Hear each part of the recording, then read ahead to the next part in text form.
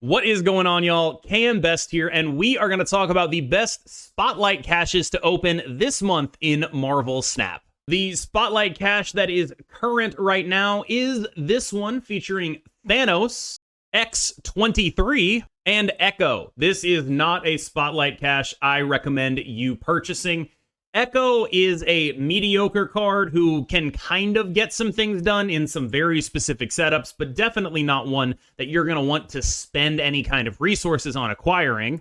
X-23 is, unfortunately for Thanos, probably the most useful of these cards. Deadpool Destroy is not a tier 1 deck, but it is a solid tier 2 deck, I believe, right now. And X-23 is a key part of that deck. I would go so far as to say X-23 is the reason that deck is not terrible. So if you are a huge fan of Deadpool, you really like Ryan Reynolds, X-23 might be a solid investment for you, but only do that if you're a really big fanboy. Talking about Thanos is tough because this is a card that I loved. I thought about getting like Thanos comic books to put on stream. I have a little Funko Pop of him that goes, oh snap. It's the only Funko Pop I own. I'm kind of embarrassed I own it, but I do. And he just sucks now. He's just not a good card right now. He is exactly the definition of okay. And the reason I would say, the reason there's a little bit of a contradiction between he sucks and he's okay, everything that's okay sucks when you can do something better. And the issue that Thanos has right now is there are very few things that he actually excels at. There is nothing where it's like Thanos is the best version of this.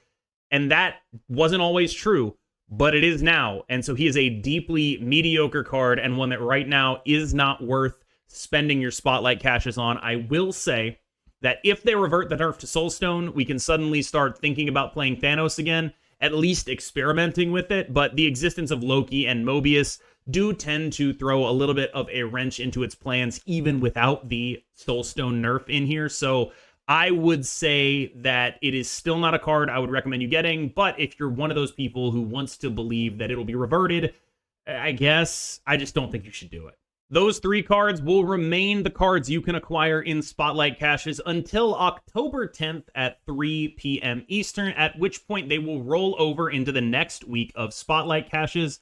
Do keep in mind that it is going to be 16 hours later than normal. Normally, it would be October 9th at 11 p.m. Eastern. Instead, it is going to be October 10th at 3 p.m. Eastern, to the best of my knowledge. Because of the changed reset timer, there will be a little bit of a lag from what you may be expecting in terms of when these caches are going to roll over. Headlining these Spotlight caches is, of course, the new card Man-Thing. 4 cost 5 power with an ongoing ability that reads, cards that cost 1, 2, or 3 at this location have -2 power.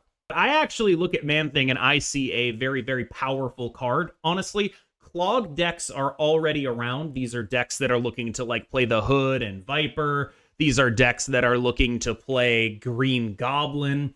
Giving early drops negative power is extremely strong. If you play this card on a lane where there are multiple early drops and you're going through the effort of, like, say, debrising it, Green Goblining it, Vipering a Hood over, this is going to be an absolute lane winner and it's going to be very hard to beat.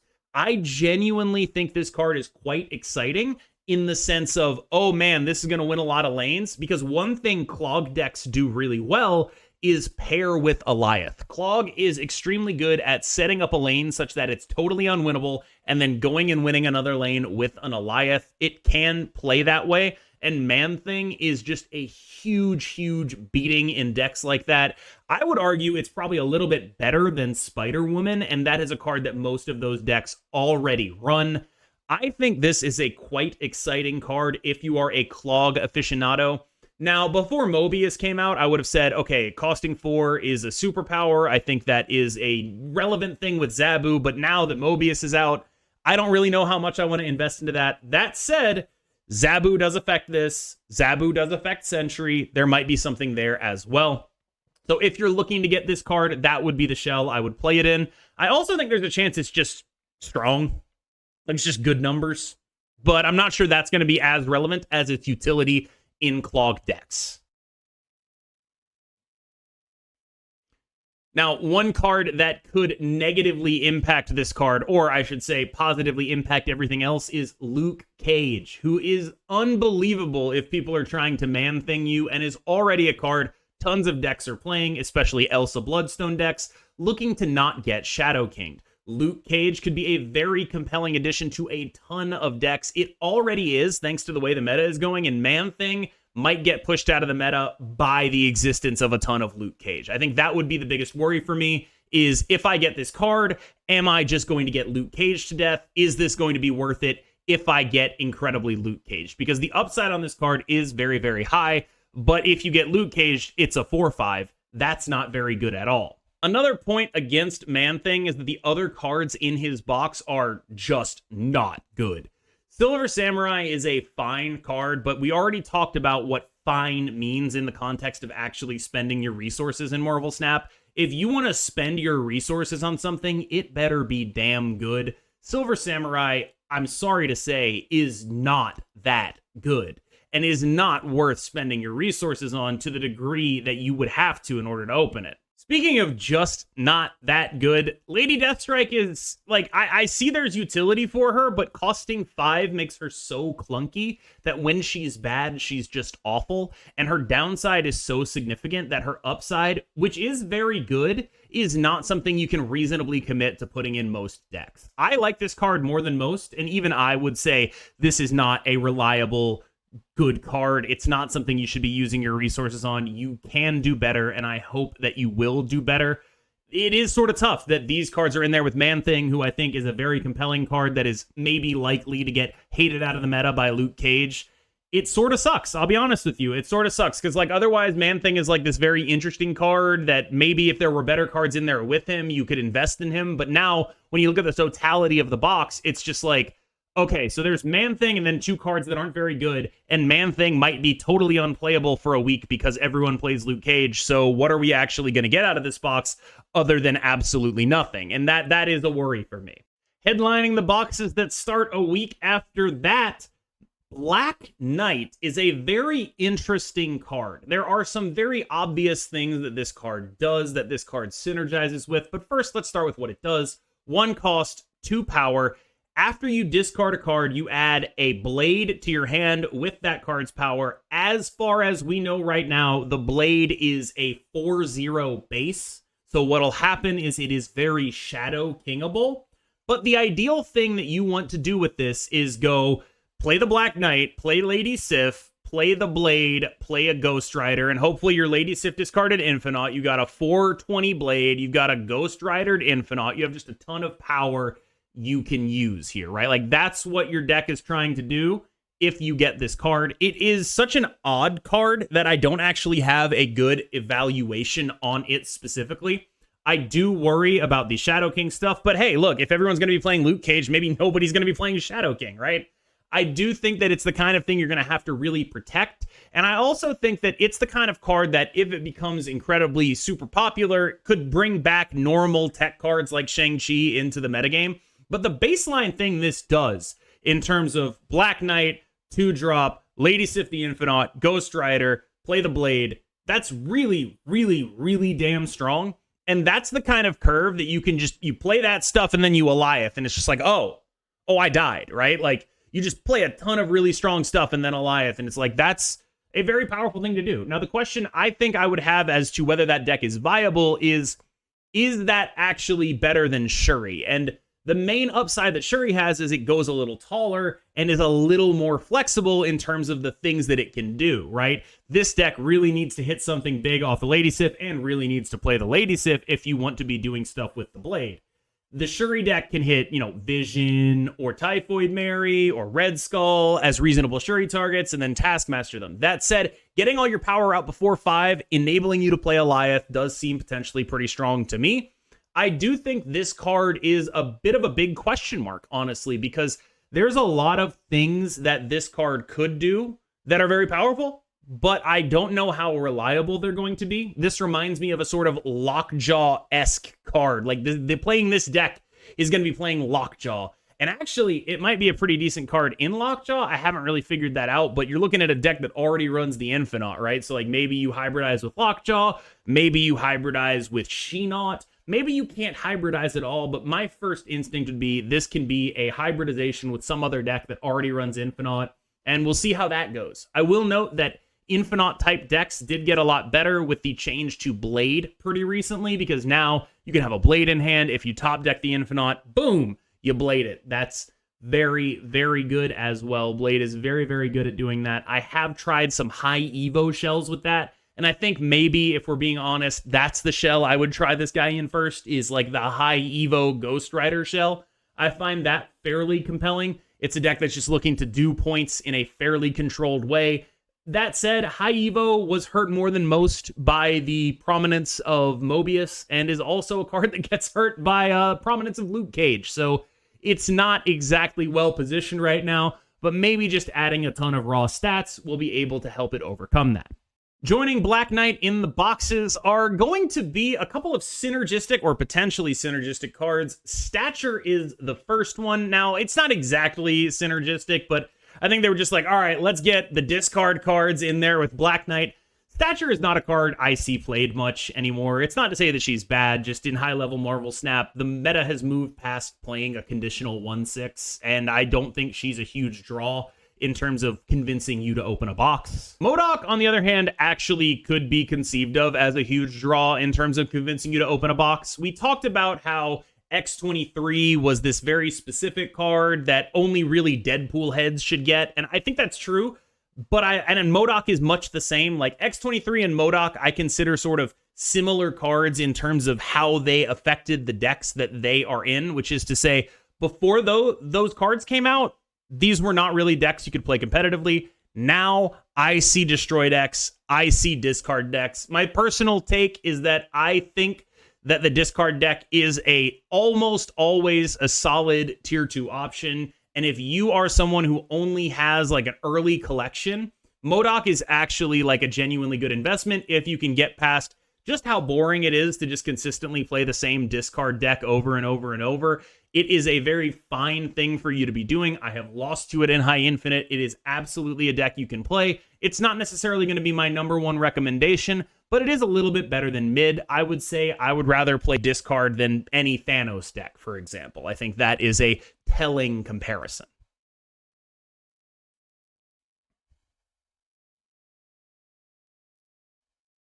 Oh my god, I have to talk about Nico Minoru. Jesus Christ.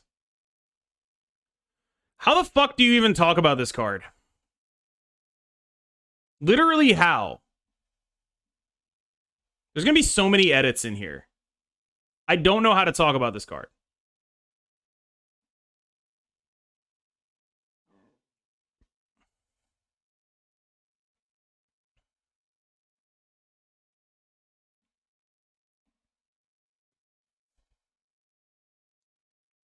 The final box of the season is headlined by Nico Minoru, who is one of the most complex cards ever released in Marvel Snap. Let's start with what we know she is. She is a 1/2. What her text says is that she turns into a different spell each turn. The way she works is she has 7 different spells that she can be. Each of those spells will be shown to you in hand, I believe. And when those spells are shown to you in hand, each of them uses as a trigger the next card you play. So, for example, if her text in hand says the next card you play is destroyed and then you draw 2 cards, that's the spell you're casting, but it's triggered on the next card that you play. And all of her spells are like that. They are triggered on the next card that you play. So let's talk about what they actually are. Spell number 1. After you play your next card, it becomes a demon. Now, the demon in this case is the same demon that comes from the hood. It is a 1-cost 6-power card, and this is a baseline, pretty strong thing to be doing. Just turning a card into a 6-power card, as long as that card was weaker, should be pretty good. Based on my understanding, your on reveals will still trigger before Nico does. I think she's sort of like a secondary on reveal. So the way I think this could work is You play Nico, you play another card with a beneficial on reveal, then that card turns into a demon, something like, you go Nico Ironheart, right? You get your Ironheart proc, then the Ironheart becomes a demon. This is a powerful ability. I think it's one of her best. Spell number 2 is after you play your next card, destroy it and draw 2 cards. And this is, I don't want to overstate this. I consider this maybe the strongest ability they've ever put on a card in Marvel Snap. And it is only counterbalanced by the fact that you're not always doing this. If she was a 1/2 that had that ability, she would be absolutely metagame warping. That is how strong it is. It is counterbalanced by the fact that she does not always have this ability. Drawing cards in Marvel Snap is incredibly valuable. And getting synergy off your destroy cards, just doing this into Bucky is kind of ridiculous, right? It's a lot. Doing this into Deadpool, doing this into just a ton of stuff. It's just like, oh my God, that's really good. And so for that reason, I think a lot of the things I'm going to be trying her in are destroy synergistic, because that is an unbelievable ability for that deck to get. And I think that it sort of fits in that deck better than it fits anywhere else, because you're going to be playing stuff like Bucky. You're going to be playing stuff like, God forbid, Nimrod, right? Like, oh my God. Like, there's just so much that you can do with this ability that I think it really focuses what I want to do to be making this ability good. But honestly, I don't even think this ability is bad outside of it, right? All you need is like one beneficial on reveal where like the on reveal is most of the power of the card. And suddenly this guy is just turned into dust. You get your Ironheart proc, you get your White Tiger proc, you get whatever it is, and you already get 2 cards off of it. It's pretty gross. This is an unbelievable ability. Next up is after you play your next card, move it 1 location to the right. This is one of her worst abilities. It's not nothing, but you're often not going to be playing her for this ability unless you are specifically trying to get into a closed off locations. You should know that this means that she has a little bit more synergy with a card like Angela than she otherwise would, so do keep that one in mind. Next up is after you play your next card, give it +2 power. This makes Nico basically just a 1/4. And a 1/4 is pretty good rate. That makes her just a very solid mid-rangey type card. You were totally fine with playing a 1/4. No issues with that. Next up is after you play your next card, replace that card's location. This is a solid ability for you to have access to. Gives you a little Scarlet Witch type effect. Additional location control is always powerful. I think this is a better ability than people may evaluate it as because it seems so commonplace now, but free location control is very, very good. Next up is after you play your next card, add a copy of it to your hand. And there are some really interesting situations where this ends up being quite good. One thing I want to know about how this works is, does it work after the card itself has been fully revealed, right? So what I'm asking there is it like a cloning VATS, yeah? I think it is like a cloning VATS, and that means that it has some really interesting implications with cards like Elsa Bloodstone, but it also means it has some really interesting implications with cards like Carnage, right? We all know how powerful Carnage cloning VATS is. This is another thing that pushes me a little bit more towards wanting this in a destroy shell. And finally, her last ability is after you play your next card, double this card's power. It's just another ability that makes her a 1/4. It's totally fine.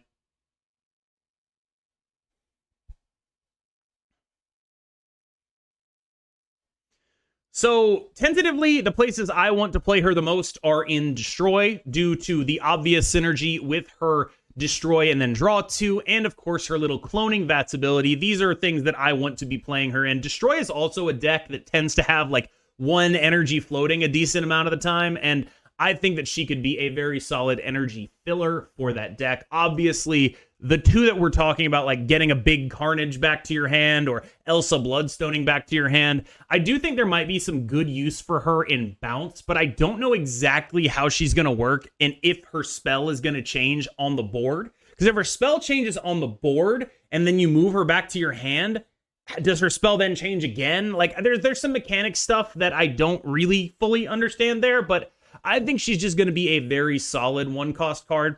The issue with a card like this, though, is that it's hard to predict how good it's going to be until you play with it, because there's very strong things that it does, but there's also a lot of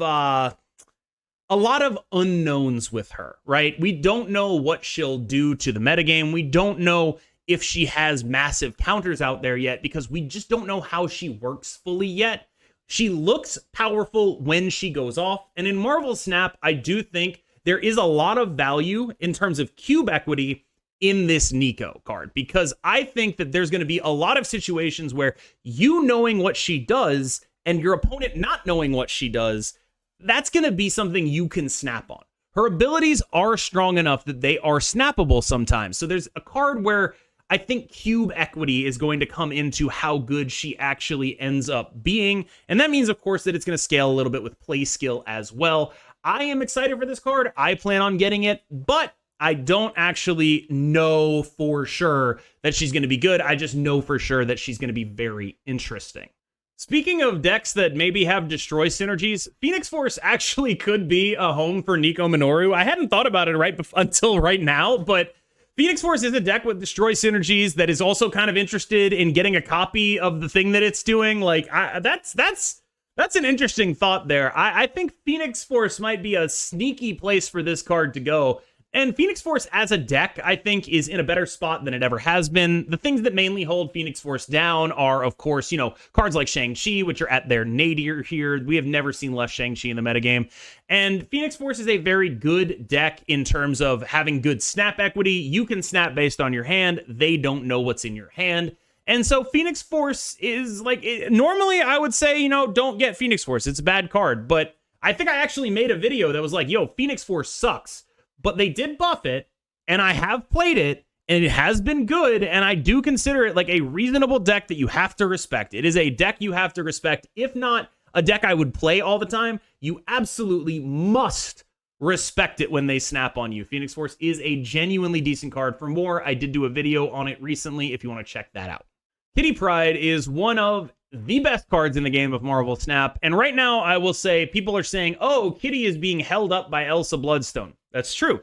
Kitty is being definitely propped up by Elsa Bloodstone, but I think it's actually closer to the alternative, which is Elsa Bloodstone is being propped up by Kitty. The vast majority of Elsa decks are also Kitty decks. If you bought the Battle Pass, this is a good box to open on if you don't own Kitty. She synergizes with Elsa Bloodstone extremely well, benefiting from any amount of Elsa buffs you can give her. Her cheap cost and her ability to bounce to hand make her an incredible target for Elsa buffs. She is extremely powerful at that. I've played multiple decks with that as the goal. She gets the job done. Finally, Werewolf by Night highlights the last Spotlight Cash box rotation of the season. And it is a card that I think makes the most sense as like a scaling bounce threat. Like, if you think of this card as basically Bishop, it makes a little more sense to me.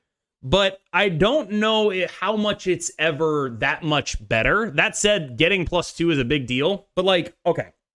So my pipe dream here is like, you play some ones, right? And then you go Werewolf by Night, and then you go like one drop, Falcon, right? And it just goes all over the board getting huge as hell, right?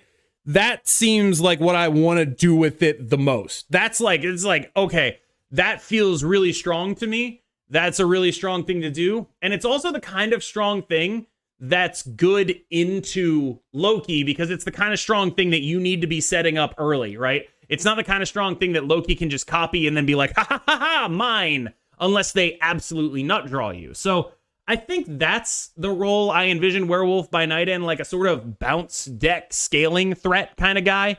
But his 3 cost is hard to manage, I think. If this guy costs 2 and got like +1, I don't even know. He might even be a better card. Like, the 3 cost is a little hard to manage. It honestly is. I do think that the instant thing that everyone thinks about with a 3 cost card is like, oh, let's put it into Surfer, right? And, it probably is better than some Surfer cards, but if you're playing a Brood deck, you really don't want that to be happening that much. Like, it's not awful, but it's not amazing. Like, I do think that the best thing I see this guy doing is like a bounce turbo werewolf type thing. That's where he's going to be at his best. If he can be a supporting character in, say, a Silver Surfer deck or in like a Thanos deck, something along those lines, I think maybe that would work as well. He's a card that looks strong baseline to me, but there are going to be some things where I feel like the meta is not going to be about what he does well. And I don't know whether or not we're going to be in one of the metas where a scaling threat like that is what we want to be doing. But they definitely have happened before. I would say we're probably currently in one. And a scaling threat of that nature with a lack of Shang-Chi around, with Luke Cage in your deck to protect you from Shadow King, hey, it could be good. In the boxes alongside Werewolf by Night is Silk, who has been a key card in the move archetype, although honestly, I don't think the move decks have been that good recently. They've been fine. Yeah, you know, there's nothing wrong with move.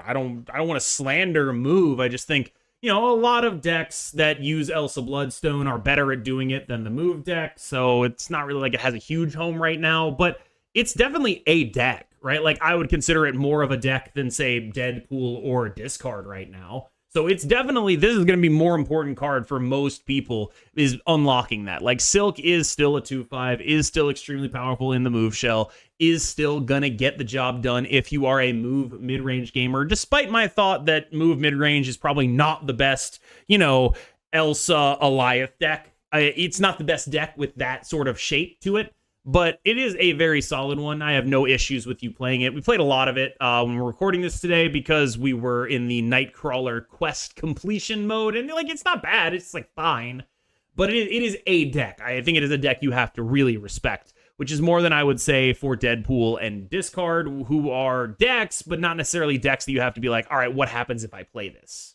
Ghost Spider is the remaining card in the Werewolf by Night box, and she's honestly not very good.